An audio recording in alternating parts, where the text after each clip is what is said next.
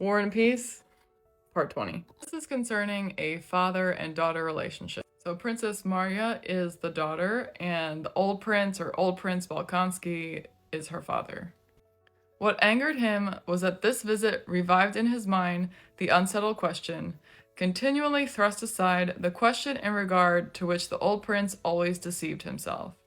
That question was whether he would ever bring himself to part with his daughter and give her to a husband. The prince could never bring himself to put this question directly to himself, knowing beforehand that if he did, he would have to answer it justly. But against justice in this case was ranged more than feeling, the very possibility of life. Life without Princess Marya was unthinkable to the old prince. Little as in appearance he prized her. And what is she to be married for, he thought. To be unhappy, beyond a doubt. Look at Liza with Andrei. And a better husband, I should fancy, it would be difficult to find nowadays. But she's not satisfied with her lot. And who would marry her for love? She's plain and ungraceful. She'd be married for her connections, her wealth. And don't old maids get on well enough? They are happier, really. This is what the father is thinking. You know, it's kind of a sweet thing. He doesn't want to part from his daughter.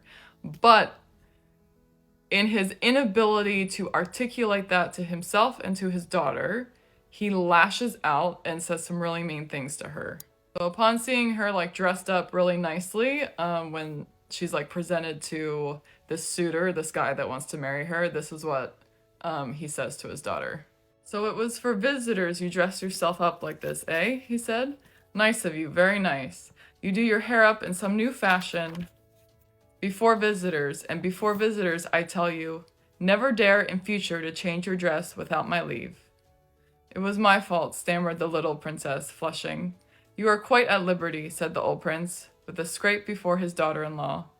But she has no need to disfigure herself. She's ugly enough without that.